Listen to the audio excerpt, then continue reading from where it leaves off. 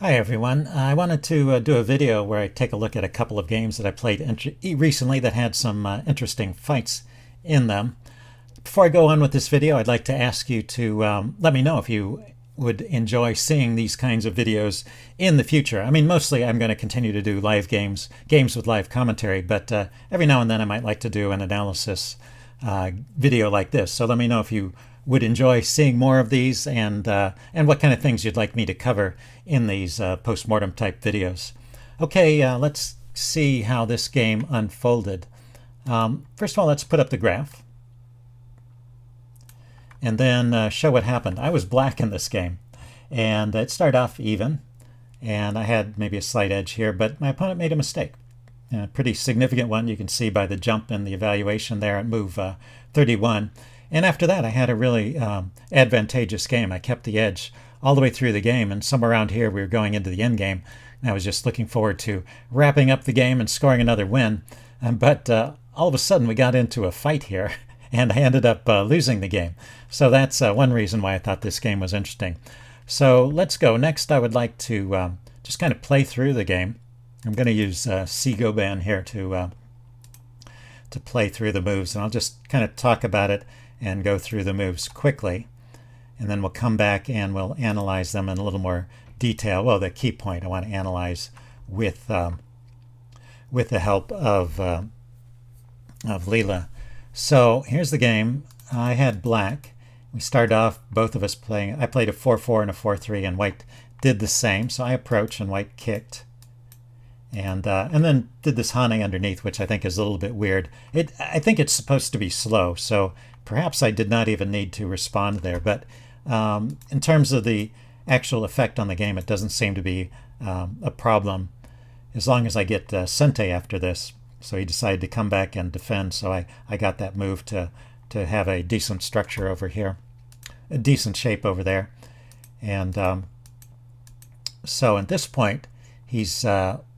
this is kind of an interesting point where he's, bumped against these stones, and he's built something like an enclosure here in that corner, which is pretty big, and then he takes a big extension. So I felt like I needed to do something to prevent all this from turning into territory. I maybe could have considered jumping in here, but I just went for the 3-3 point. Now he played this Joseki, which allows white to win the corner, in exchange for giving up this stone on the outside and giving me this shape. Here, I'll show you how it goes. I get this shape called a panuki, where you have 4 stones surrounding a hole here. So this is this has already got eye space here, and it has a lot of influence. So I could later follow it. So the normal move here would be for him to descend, and then I could pincer this stone, put some pressure on it, and also come out here. Should be a decent result for black. I mean, it should be okay for white as well. That would be the normal sequence from here. So I think he just actually made a mouselet, because he played, instead of playing there, he played a diagonal move. And after I extended, he felt like he needed to play another move in the corner, and then I played this kind of pincering move. And so I just effectively got an extra move in there. And that just gives me a big advantage throughout the rest of the game. He tried counterattacking these stones here, but they're solid. They have an eye here, plus they're connected to the outside. He can't cut here because I can Atari that stone and take it if it extends. Notice that when he extends, he's not Atariing. Well, he is putting these stones in Atari, but he's not killing them. They're still alive, and I kill his stones first. So that's pretty clear that he can't really kill those. And now, I was just trying to put some counter pressure on his stones. He cuts here, and these stones end up getting cut off, these 3 stones. So I end up capturing those, and he has to run with these stones to live. And I let him live here, although he's living very small, and I get big influence in this area. So this is all a good result for black. And I keep poking here because I wasn't entirely sure the shape is alive, but at a certain point, after I connect here and he goes there, now it's alive because he's got an eye here and an eye here. And so there's nothing I can do about it. This is a false eye. And I went ahead and extended, and he filled in. This move I have to criticize, by the way. This is a typical kind of a DDK mistake that I make, and maybe you do too. But really, this move should not be played at this point. You should wait because it's a potential co-threat. so it may be useful later in the game. And there's nothing that white can do to escape. He can't run out. There's like 3 spaces he would have to go. Well, he could extend to here and here. He would have to play at least 2 moves, and then I could threaten by playing here, and then he would have to go back and fill in. So he can't eliminate that co-threat. That's just going to be there. And then, unless I eliminate it for him, I play here. Now, I do still keep Sente, so I get to play another move. But I should have just played that move directly and not filled out that liberty for him, or filled in that false eye for him. But the game continues, and I still have a good game. So let's just play on here.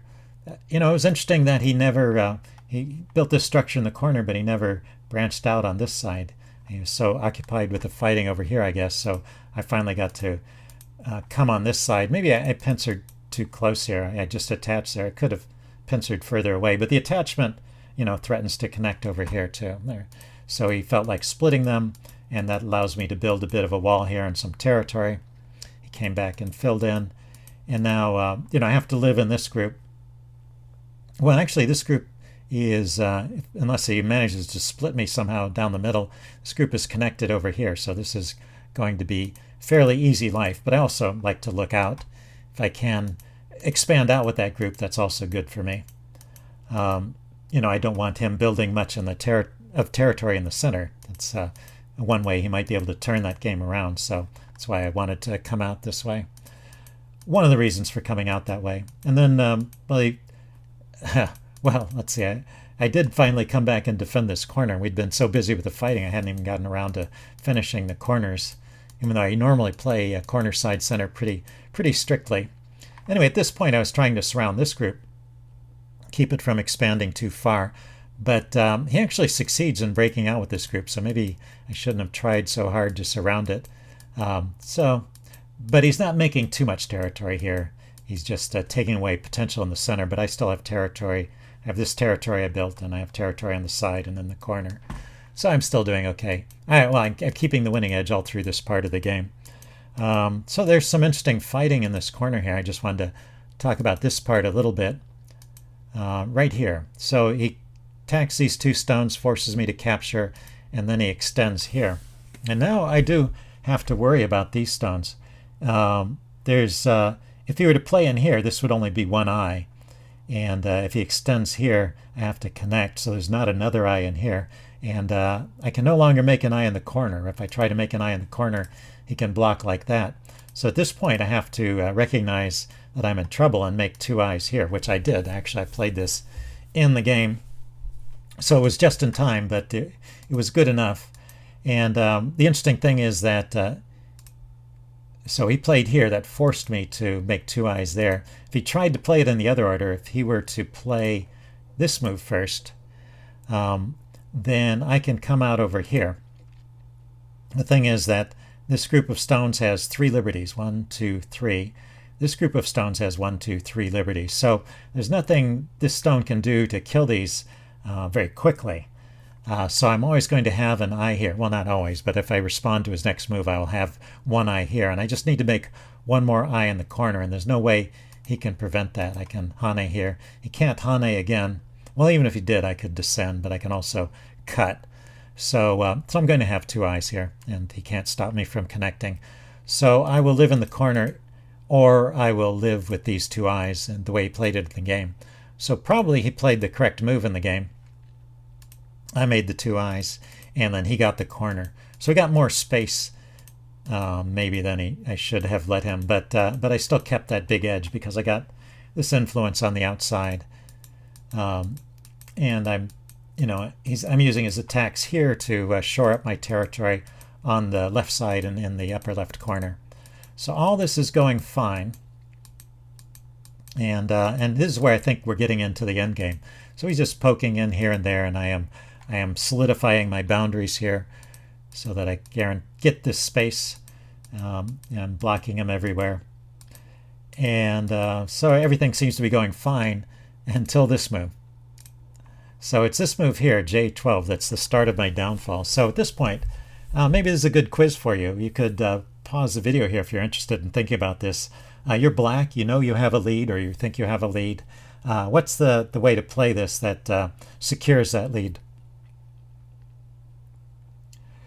Okay, pause the video if you want time to think about it. I'm going to give the answer away now. I'm pretty sure the safest way to play this is to just connect over here and sacrifice those 3 stones because they're not very big and you still have that winning edge.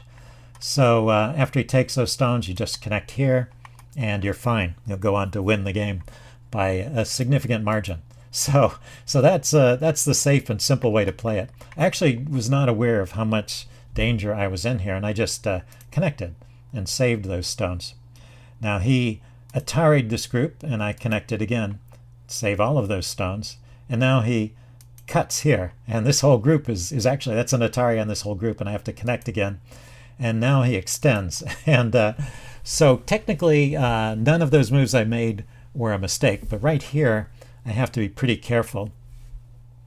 So once again, you might want to pause the video here and see if you can think of a good move for black. And this is a point where I will come back and visit this with the Leela engine, see what it recommends. But yeah, pause the video now if you want some time to think about this position. I'm going to give an answer away now. It looks like the move H2 is good here. I was not able to find any way to kill the black stones after, any way for white to kill the black stones after I play this. This move, potentially gives more liberties by connecting up with these stones over here, but even more so, it makes a bridge to the stones on this side, on the right side. So if it stops white from driving a wedge between these stones and splitting them off and attacking them, which is what happened in the game. And if I could just connect up over here, it doesn't matter if he has stones inside my shape. I'm connected to these this living shape over here. There's multiple eyes in this area, so I'm just fine. And these stones can't run anywhere and make a life, so I eventually will capture them, or they will be declared dead at the end of the game. So there are other moves in there too. We can look at some of those with Leela, but let's just go on show you how the game went. I descended here because I was worried about these stones getting cut off. And well, let me show you what would happen. One of the dangers here. So I go here, he plays here. If I just connect this way, he can play here, and this group is dead. If I connect this way, no, I'm sorry. If I connect, let's back up. Back up, back up. If I connect this way, the Ataris, I connect, he descends. Now maybe this works too. This maybe is okay. I was just worried about those stones getting captured. That's why I started pushing down there to keep him from turning. And maybe still okay at this point. But at some point I'm dead here, somewhere around here. And I block. And at this point I'm pretty sure I'm dead. I was thinking I was okay. If you look at this capturing race, he has 1, 2, 3, 4 liberties. And this group here has 1, 2, 3, 4 liberties. But I was thinking I could connect here. Let's play on another move. He plays here, and I play here. So I'm ahead in the capturing race now. He has 3 liberties, and I still have 4. 1, 2, 1, 2, 3, 4, and he just has 1, 2, 3. But watch how white plays this. He extends here with J1. Very nice move. Threatening to take this stone. And I can't let him take that, because if he takes, then he's just given this group a whole bunch more liberties, and he's cut this group off completely. So it only has, 1 potential eye here, and so he can just surround it and kill it. So I have to defend. Let's see, he played there, I defend, I connect, and then he plays there, another kind of natural move. But it attacks these 4 stones here. And now once again, if I don't save them, then this group is cut off and it has no eyes in this case. So I have to connect. And then he plays here. And then it's just all over. This group only has 1 liberty left in the center, and his group has 2 liberties. Let's see, I played here and he took. And he wins the game after this. I played out just so we could get a count at the end, but I didn't do anything but fill in the boundaries. And this is the final position of the game. And he won by a significant margin. So pretty comfortable win for white at this point. So let's go back to look at this with Leela. There are a couple of things I wanted to show you there I thought were kind of interesting. So we can kind of fast forward through the game up to the critical point.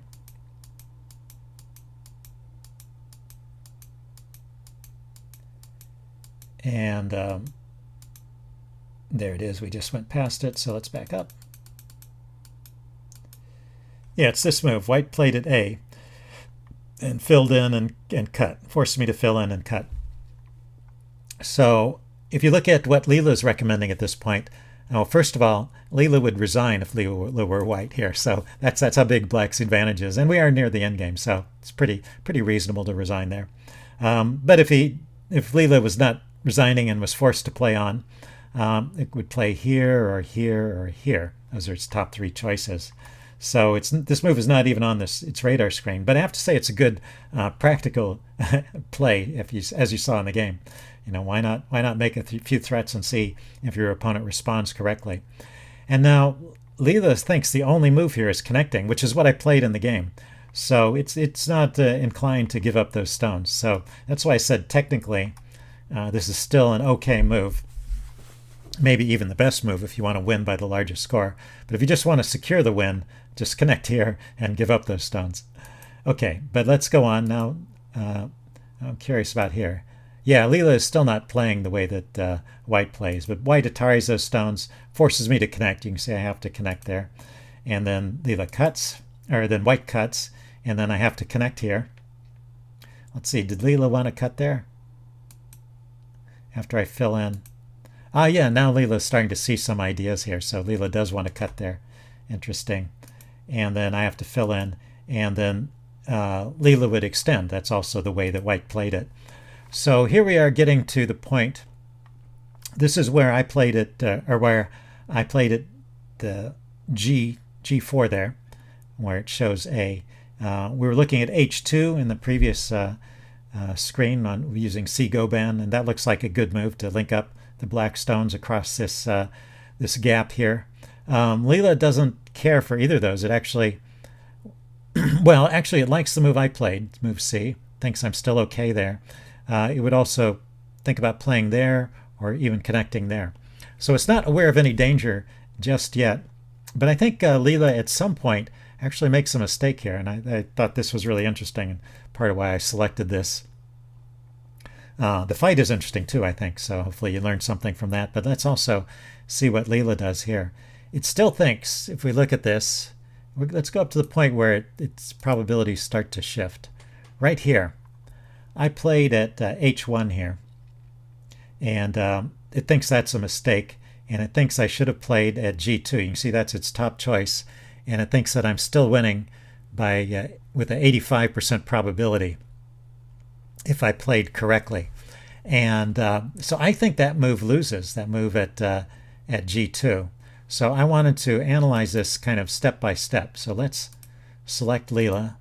We'll take the fast version this time. Maybe that's the difference, but I think the game is already lost here after that move.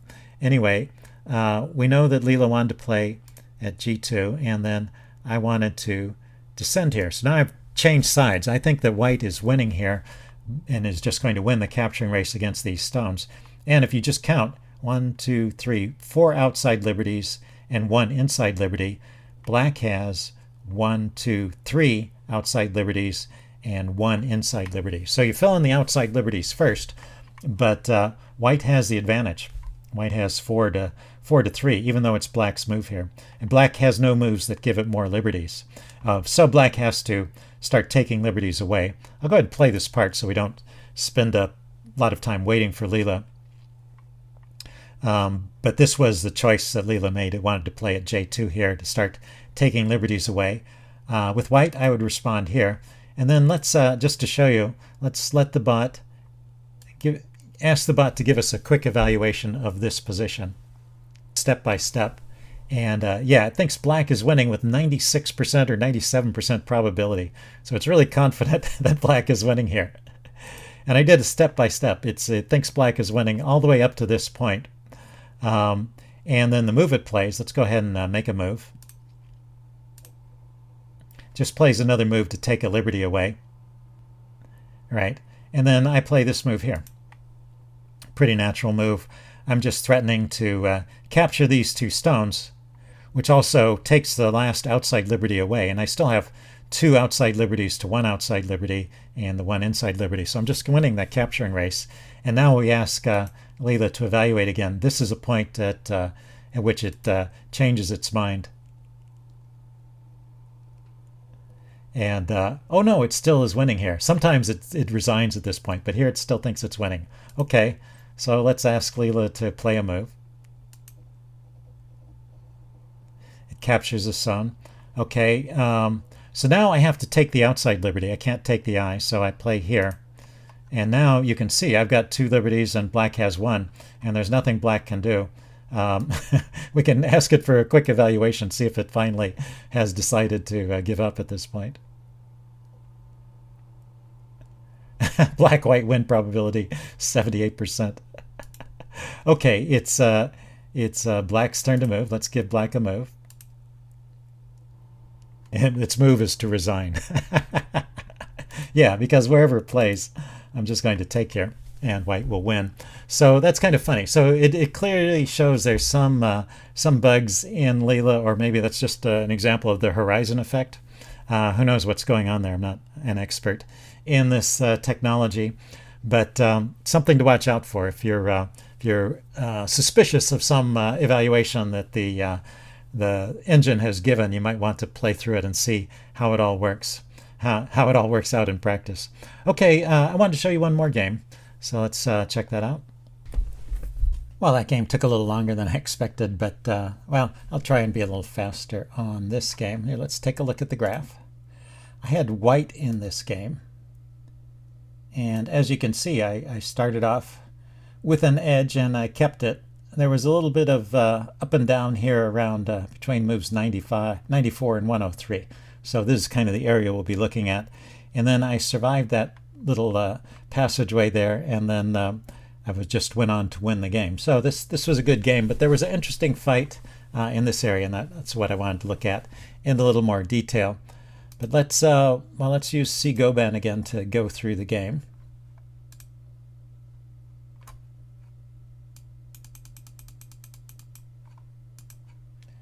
Here we go. So yeah, I said my opponent started off with this 5-3 move, a little weird, and I just took a 4-4. That's what I do when I don't know what else to do. And he enclosed the corner, so I took another 4-4 point, and he could grab the 4-4 point here. I think that would be perfectly normal, but instead he took the extension. So he got an enclosure plus an extension, but the price he had to pay was he gave me 3 cornerstones. So I got into the corner first in 3 areas. So I think I just start off with an advantage. And he didn't do anything really to stop me from realizing this advantage. I mean, he did poke at my shape here, and but I'm okay here. I think I have a little bit to the outside, and this actually is weak here. He can cut here and then cut here, or vice versa, and tear that up. But as long as I have the possibility of living in the corner or coming out here, then he can go here, I come out here, or if he blocks me in here, I can play some moves in here and secure that. So not in any trouble just yet, and I go back and enclose both my corners. So I'm playing more corner side center moves, more correct opening theory. I decide when he tries to surround me here to poke out and make sure I'm still coming out on that side, and he splits over here. So I take an extension off of this group. Maybe I should have extended in this direction, but this extension also reduces how far he can extend with his group, so it has sort of a dual purpose. And then I get kind of a smaller extension off of this corner. So I think I'm okay here in the corner. He approaches and I defend my corners. I didn't defend against this one. I defended against the first stone, but when he pushes again to block here, you can. B2 is certainly a feasible move, but it's pretty small at this stage. And instead I just played another move over here, which is pretty big actually. If this turns into territory, it's given me 3 lines of territory here and taken 3 away from him. So maybe 6 points for me and 6 points taken from him. So a 12-point swing there, whereas this is just a handful of points in the corner.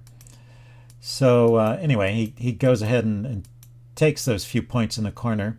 And then I start poking at this shape here, which he never really completed. And I want to split these stones away from this big extension here. I want to try and break up this side over here. So he counterattacks, and we get into his little hand-to-hand fighting here, where he comes underneath and I get some outside influence. I think this was a good trade for me. I think I'm fine over here. I mean, this is, 6 points here, another 3 there, and then maybe you'll get a few more here. It's not a lot, and hopefully I can gain that back just in this area. So I connect all up, and I've got a big wall here, and I'm feeling pretty good about this. And he blocks me, and now I jump in here. Actually, I looked at this with Leela, and Leela would have turned here instead of jumping in. So this is the start of the fighting, and so you can say I provoked this fight because I am jumping into the middle of his area, and he tries to cut me off, cut this stone off from this group, and maybe surround it. But I can poke out here, and he keeps me split, and I come on top over here. And I'm just playing this as a reduction. I dive. This is a bit provocative. I dive all the way in here, so his group is split apart. But it really weakens these 3 stones. I mean, these stones are, at the moment, they could connect up over here, but it takes them a place here, and then they're connected. But these 3 stones are split from these stones, and they have nowhere to run to other than to connect back. And these stones are, well, they can connect up over here, but it takes a move, and he hasn't played that move. So I feel like I'm justified in being a little bit provocative here, splitting his group apart. But, if he goes after my stones, I can, keep his stones split apart and go after them. So there's kind of a trade there. So let's see. He pushed in here, and then I blocked. Stone Muncher, once again, reviewed this game. He was looking at it, actually, while I was playing it, although not at this part. But he came back and looked at this part later. He said I could have just jumped out here and kept these groups separated. He can't really split just yet. Let's show this. If, say I played a move like this, just to jump out and keep these groups separated and make sure this group is not in any trouble. If he goes for the corner here, I can go like that, and then I can catch this in a net. And where does this run to? Runs to this corner. So those stones don't survive. So that cut doesn't work, basically. So I don't have to worry about the cut. But anyway, in the game, I played the connection, and that gave him a little momentum to start attacking my stones here. So we get into this little hand-to-hand fight. Let's proceed a little bit. And I connect up. He kind of let me connect up with this stone. So if these stones live, my white stones, then I've made a huge reduction into this area that was black's. And probably with correct play, there's no problem. And he didn't play the most severe way here. He could have cut, and instead he came on this side and allowed me to protect. So he's not making any eyes for himself here. But he does come on top, and he's threatening to surround my stones. So I connect, and then I jump out, and then I split his stones apart. So now that I got this move in, this group is really cut off from everything. It has nothing to connect to. So it's a weak group. This group of my stones is kind of cut off from everything and has nothing to connect to. Well, it could connect over here, but it's got to jump out first. And so he could potentially attack that. And then this group is not yet connected over here. It would take him 1 move. He just needs to play that move to connect up. But he doesn't. He jumps out over here, saving these stones. And I jump out over here to keep him separated from his stones over here. And then he caps my stones. And I play here, and then he plays here. And I'm actually okay after this. I was a little worried about this move surrounding my stones, and that's what I want to come back and look at with the help of Leela. But let's just go on with the game continuation to show you how it turned out. He blocked there, and then I came out diagonally. Since he hadn't played that move, I get to come out. And when I'm out, it's just this is a good example of 1 weak group surrounded by 2 weak groups. It's pretty easy for me to live, and it would have been easier even earlier. It would have been even easier earlier, because every time I jump out, if he wants to keep me surrounded, he has to do 2 jumps for each one of mine, because he's got to jump on this side and jump jump on the right side and jump on the left side. So my 1 weak group in the middle can run out faster than his 2 weak groups on either side. And it's only by making threatening moves against my other groups that he's able to try and keep up with me. And I didn't have to respond to those threats. They weren't really all that compelling. So anyway, oh yeah, and then he let me get this move in. So now this group is cut off and this group is cut off. Let's continue on here. The game played out and my group lived. And so that was pretty much the end of the game because he never made any territory with these stones. And I have a pretty big corner here. And I make some territory in the middle. And so I keep an edge all the way through. And in fact, I killed this group.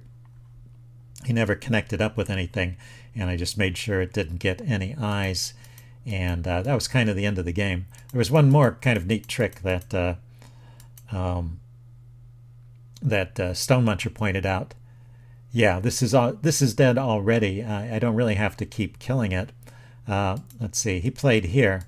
A nice move I could play here to show this is I could play here, and it wasn't so much worried about. I wasn't so much worried about his group being dead as I was about my group being alive. But this is a way to guarantee life for my group because I'm connected through here, and these stones have nowhere to run. Here just captures them. They can't escape, and then I'm connected through to these stones on the side, which are have eye space over here, and this group is killed, so that gives me more eye space here. So that would be a nice way to live. And then even if he manages to make a life in this group, at most he'll have 2 spaces for his eyes, but it looks like he doesn't even have that right now. There's not an eye here, and he could make 1 eye here, but that's it. So anyway, I guess that's why this move, if we back up to Stone Muncher's comment, this move I played here was not necessary because it's already dead. He has this space here, but he can only really make 1 eye there. So anyway, a couple of wasted moves from me, but since that group is dead, that's big enough, and I win the game. So let's just play through the game here. Yeah, I kept poking in here so he didn't get any eyes, and I eventually killed that group outright because I just hate it when a dead group comes back to life. So I made sure it was dead. I made sure I had a living corner over here, and then I just tried to keep him from building up space in the center. And he never really did too good a job of trying to keep me hemmed in. He was sort of too busy trying to attack my stones and making sure his group lived over here to build in the center. So I never got to build up very much. So you can see there's actually no territory or very little territory for black in the middle at the end of all of this. So just play through the rest of the game. I just wanted to show how the whole game went. And then we'll go back and look at that critical point in the middle game there. So here it is. We're getting near to where I kill those stones. Yep, there they go. And yeah, so his only territory, well, he has this corner here, which is awfully big. But and he has this here, but he gave me that huge group there that he killed, and I have this corner and this corner. So I'm ahead. I'm comfortably ahead, and he even let me poke in and reduce this group. This group in the middle here he was building. So let's see. We're getting near the end here. Yeah, I just play it out to the end so we can do a counting. Here we go. Back up. And so that's the final position of the game, and I won by a pretty big margin. Anyway, it was a nice game with an interesting fight, and I wanted to take a look at some of that fighting. So let's quit out of here, and then we'll go through the game, get up to the point where I jump in. So yeah, back up here. So it starts with this move at M16. If you look over here, where Leela is suggesting, it just wants me to turn here, and it limits this group and keeps this group cut off. I thought he would just play in the middle here, and then he might have a pretty big territory over here. But you got to let your opponent have some territory. Once I turn here, I don't have to really keep playing in this area. I could. Oh, I like the idea that it's showing it moves 7 and 9 at G5 and H5. Helps build this big looking center. I was also thinking maybe just jumping out here would also build some territory over here. Anyway, I jumped in, and he played this shoulder hit, which is interesting. He could have just connected underneath, and and then I would have built up along the outside. Leela likes the turn there still. But he did that shoulder hit, so I felt like I had to come out. I didn't want to get surrounded, and then I played this move here where I jumped in and split him apart. And you can see that's actually one of the moves on Leela's radar, so maybe it's not such a silly idea, although I wondered about it afterwards. Because as we said, well, I played this one slow move here, defending a cut that didn't need to be defended, right? He extended, in the direction, kind of looking at that cut, but he's not really threatening it, and I played there anyway. And that gave him an extra move over here. So I've been a little bit slow. And at some point, he gets this chance to surround me. Let's get to that point here.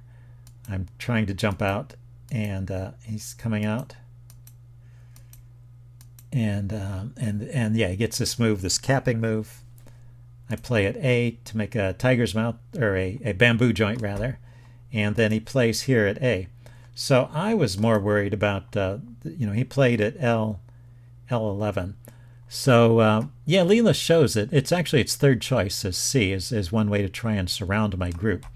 And this is kind of an interesting play here, because I think it illustrates a point. So let's go and look at this position from here on out using Leela off and on. Okay, so it's black's move. I was suggesting black could play here. And if I just push out this way, it looks like I get into trouble. But the move that Leela suggested is also one that occurred to me. I could jump out here. And this move has kind of a dual purpose. It's trying to allow me to run out. So I'm just saying I'm going to escape here and be alive, and this group is not yet alive. But also, if he tries too hard to stop me from escaping, I can really just lean on this group and get into a capturing race with the weak group on the outside. This is why when you have a weak group running out, it's handy to have a weak group next to you, because you can lean on that group to gain some extra moves, or maybe just win it outright in a capturing race. So let's see, what could he try here? Let's have Leela play a move here. I think it was pushing at L12. To see if he could really kill me, because it looks like white is still doing okay. I was worried during the game that he could surround me. So I will block here, and then give him another move. Yeah, this is the variation that Leela worked out. So if he doesn't defend this stone, I can maybe, yeah, so he jumps out over here. So yeah, he's more worried, black is more worried about this group than he is about stopping me from coming out. So can't I cut here? Let's see if I can just cut and escape. Yeah, so now this move is an Atari.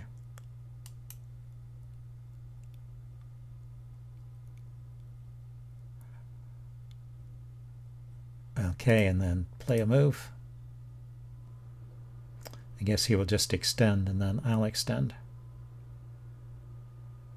He played somewhere else. Yeah, so he's just going to let me out. Let's undo that move and play this move and see if Leela has a suggestion for what I should play here.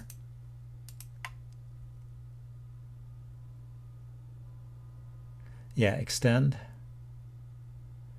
And then if he blocks, I can cut here. This is an Atari. I can extend here. This is an Atari. What should I play here? The cut. Okay, so let's assume that black turns to save those stones. What do I play here? I have cuts here. I have an Atari here. I have an Atari here. And one here.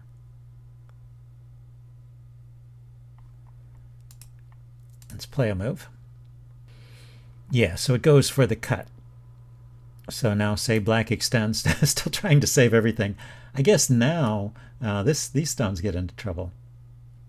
So eventually I escape. These stones are connected back. Yeah, there's no way out. These stones are going to die. He can't save them. So say I go here. If he extends this way, I will block or just extend. Yeah, if he extends this way, I just extend. And I'm connected up over here, and he can't extend further. So he can extend once. I can extend. He can go in this direction.